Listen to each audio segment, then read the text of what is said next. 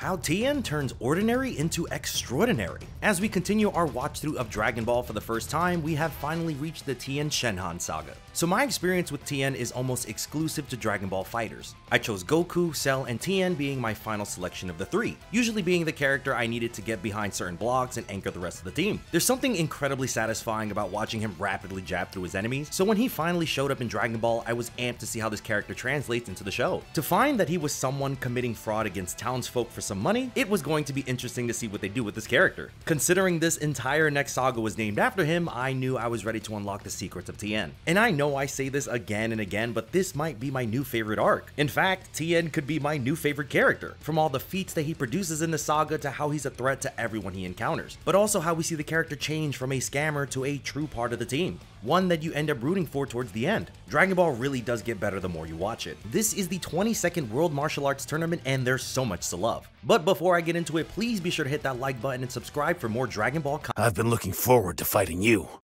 Who, me? Nah, I'm not in the tournament, I'm just trying to set up my intro. You can't fool me, I sense your power. I promise I'm leaving, just give me 1 second. Oh, come on, you gonna do me like that?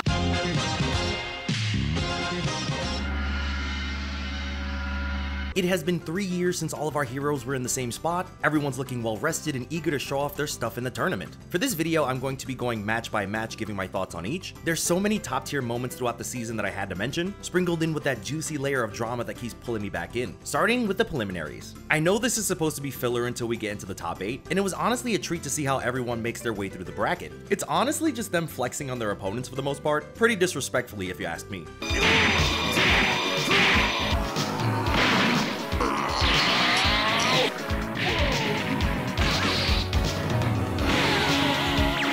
Through all of this, we get Tien and Chaozu antagonizing our heroes through each match. Mainly Yamcha, who is ready to square up at a moment's notice. He is not letting all the BS coming out of Tien's mouth slide. But Roshi keeps them in line, telling them to save it for the matches. Chaozu himself is another demon, calling Krillin a midget out of nowhere considering he's been pretty mute the entire time. First thing to come out of his mouth is an insane insult. I love it. And oh my god, they brought back Nam. You remember how he was in the last tournament and he wanted to bring water back to his village? Now he's entering because he just loves to fight. It's so nice to see him again.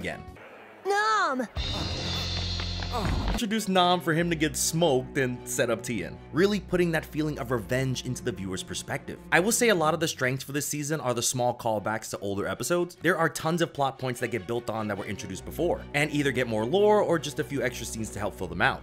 For example, it being revealed that the Crane Hermit, Tien's master, used to be friends with Roshi. The tea is getting scalding, waiting to pour over once we start our top 8. I do like the small detail of Chaozu using his psychic abilities to rig the seeding of the top 8. While it's not exactly cheating since they have to fight it out, it did give Tien a chance to space out their matches to save Goku for the finale. Fortunately, we don't have to wait too long to see Tien and Yamcha in the ring.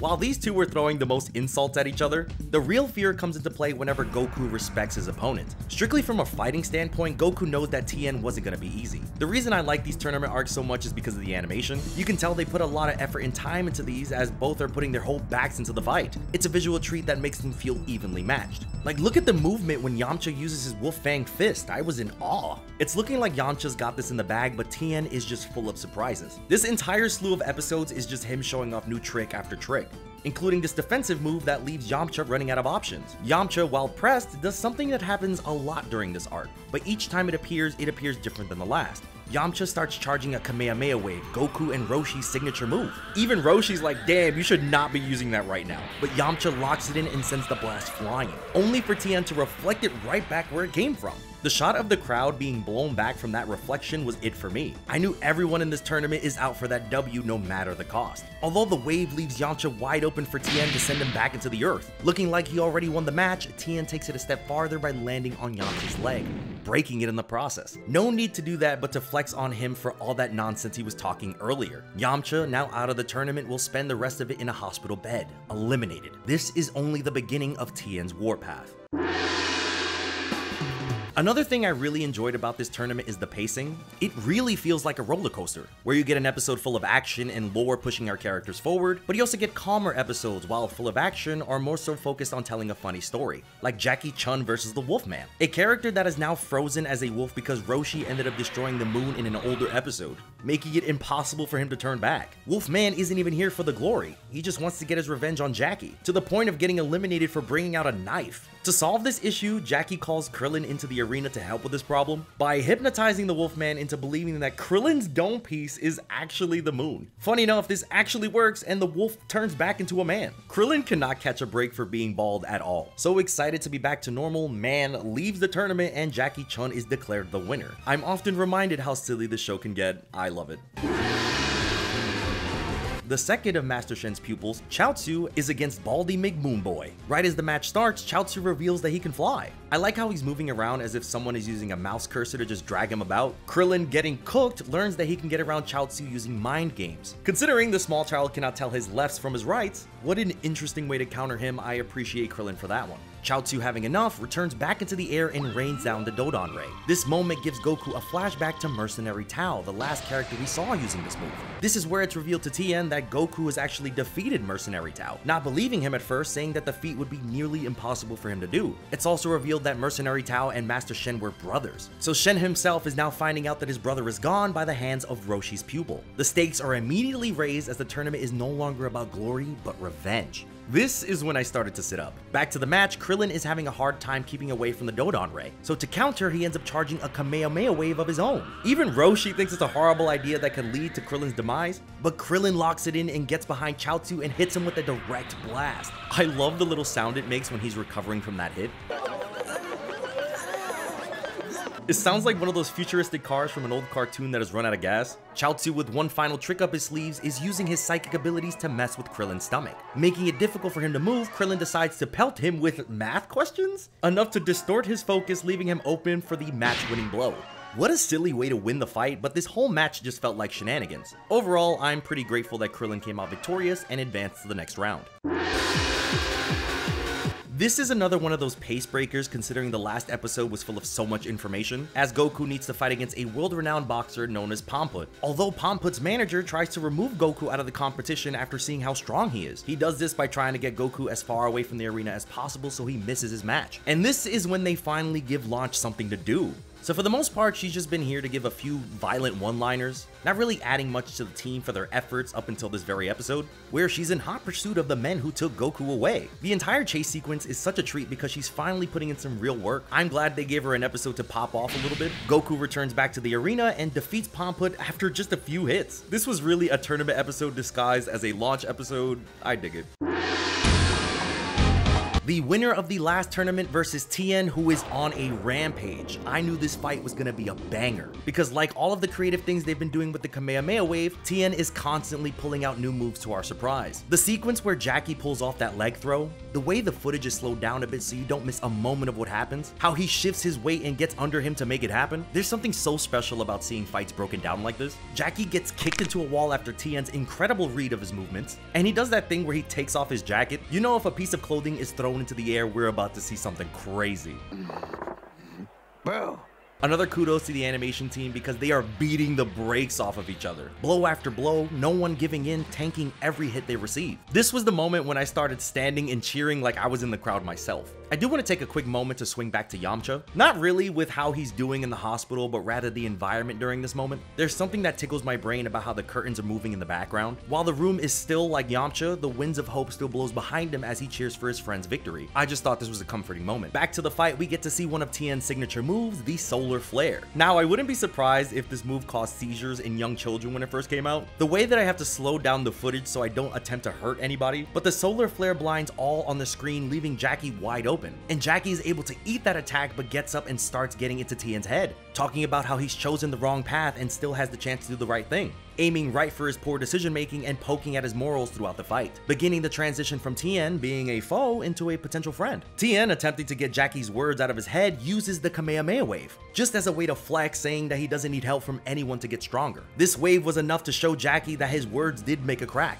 Hoping that his words would eventually reach Tien, Jackie ends up walking right out of the arena, surrendering the match, causing Tien to win and advance to the finals. The audience is flabbergasted by his decision, but it was enough to plant the seeds of doubt inside of Tien's heart, as Jackie's surrender wasn't because he was weak, but strong enough to step down for a greater cause. Man, these episodes are so good, I cannot. The balance between the animation quality and the lore goes hand in hand for this next match. For starters, this immediately felt like a setup for Krillin. Like, obviously it's going to be Tien versus Goku in the final match, so this was one of those where we knew how the fight was gonna go. Fortunately, that information didn't make the fight any less enjoyable. I'm also a big fan of stories where two best friends finally have to fight against each other. One of my favorites growing up was Yugi versus Joey back in the Duelist Kingdom episodes. There's a moment when Tien confronts Roshi about his disguise, pressing him on why he thinks his words would work on him. And Roshi continues to egg him about how Tien is next in line to defend the world, as Roshi has gotten older, making it more difficult to do it himself. Tien continues to push back on this ideology with a pretty convincing argument. Wrong! I want to be a killer! I like it! Go get him, killer. That win was a paid actor to help Roshi aura farm, to be honest. Back at the fight, these two are throwing hands! I do like the repeated use of Krillin's head being an advantage in battle, as he used the light from the sun to block Goku's vision for a bit to get a hit in. Krillin isn't making it easier either. He ends up using that move from Super Mario World where he inflates himself, giving him a moment to recompose himself and dodge Goku's attack. I love how they're going back and forth, and Krillin is just really not being weak in this. There's also a moment where Goku uses the Kamehameha wave as a rocket to propel himself into Krillin. He starts charging it when he's running at him. I'm telling you, this move has gotten so many points for me this saga in all the creative and different ways it's been used. Krillin himself uses the move on Goku, with Goku taunting him about not using it, only for Krillin to use it as a distraction so he can go behind Goku and grab his tail, as we've seen Goku lose all of his abilities once his tail is grabbed by his foes. It is a bit of a dirty trick on Krillin's behalf, but I totally get it. It's the World Martial Arts Tournament. You're going to use all of your opponent's weaknesses against them to win. Too bad for Krillin, Goku has leveled up in this time skip, as he spent the last 3 years training his tail so it can no longer be used against him. It was a real treat to see Goku grinding with the monkeys to make his tail an asset instead of a weakness. This is when things get intense, as Krillin starts to fight a bit dirtier to get the edge, stating how he didn't come this far to lose. And this is when Goku had finally had enough, jumping around the arena in rapid succession, being unseen by the untrained eye. Speaking of eyes, Tien is the only one that's able to see what happens. Goku is moving so fast that he lands several hits onto Krillin, knocking him out of the ring. The audience has no idea what happened, but Tien saw every single blow. Impressed by his speed, a bit of fear sets in as Goku reveals his true pace. With Krillin's elimination, it is finally time for the final match, Goku versus Tien Shinhan. A match of this proportion is to be enjoyed by everyone, including Yamcha. He uses this as an opportunity to break out of the hospital to not miss a moment. Both characters have been built up so much up to this point, but we as the viewer have seen so much of Goku's strength, although only a sliver of what Tien has to offer. The match starts with Tien just beating the brakes off of Goku. He's looking like he can't keep up and is just getting duffed at every turn. Tien uses his volleyball technique. Hey, I used this one in Dragon Ball FighterZ. I know that move. Awesome. But damn, is my goat actually a fraud right now? What is Goku doing? I guess it would be safe from here on out if I use my full strength. If I heard my opponent say this after I just wailed on him, I'm leaving, because whatever Goku's about to do is gonna hurt. Goku leaves and just start beating his ass. Goku said, "Stop playing with me." When he did that double fake out with the after effect move, I screamed so hard I probably got a noise complaint. Then there was the solar flare attack that worked out so well for Tien last time, this time being trumped by Goku using sunglasses to block out the rays. Tien did not let that slide though, immediately rocking Goku and shattering the glasses. The entire fight they are going blow for blow. It became tough to call who was actually gonna win. That is, until we get some interference from the crowd. With the pressure of his master, Chaozu is using his psychic abilities to mess with Goku, causing him to tense up with pain, leaving him open to be attacked by Tien. Goku is just getting spanked right now, almost getting hit with the ring out, and once again using the Kamehameha wave to put himself back into the ring. That move is really the MVP this season. Launch gets wind of what's happening and tries to hit Chaozu with a hammer, only for Shen to stop the hammer and sending Launch flying into a wall. She really tried her best, and that's all I could ask for. This is when Tien realizes what's happening and really cemented himself as my new GOAT, telling Chaozu to stop with his interfering. As he doesn't want to win like this, it goes against his own honor. Master Shen attempts to get involved in the situation, only for him to be blasted out of the arena by Roshi before he can do anything. He gets a real Team Rocket blasting off again moment. Now, with no more interference, the battle can continue. Another moment I have to give major props to with Tien is letting Goku get his licks on him to even out the playing field again, acknowledging that he got a bit of extra edge because of Chaozu. He describes it as his debt being paid, so now he can fully fight for real. I really love that. I just think it's so cool for him to try and fix the combat balancing out there. Tien, locking back into the fight, uses his forearm technique. First off, gross. Second off, that's so cool. Goku is having a hard time keeping up with his attacks and even gets grabbed, but Goku isn't letting that slide and uses his tail to break out of his attacks. Goku even creates his own 8-arm technique to try and fight back. Look at how cute his little stubby arms are, I just can't get over it. But I have to remember this child is actually a killing machine. As we approach the conclusion of the battle, Tien still has one final trick up his sleeve, using a spirit cannon to completely eliminate the arena, no longer attempting to kill Goku, but only to make it so he falls out of the space, and eliminates the arena he did, as the spirit cannon completely removes it out of the way, leaving a giant hole where the arena once stood. Now, both fighters are in the air waiting to see who will land first, but considering Tien can fly, Goku has to act quickly to secure his win. In one final attempt, Goku uses the Kamehameha wave to knock into Tien, causing him to freefall. Both tired and worn from the battle before, they begin their descent to the bottom. I just want to gush about this one shot here as it's zooming through the horizon. Seeing all the different pieces of the environment moving as they're falling was just such eye candy. And right before both of our fighters hit the ground, Goku rams right into a truck, causing him to land onto the ground first, meaning that he has been eliminated from the tournament, making Tien Shinhan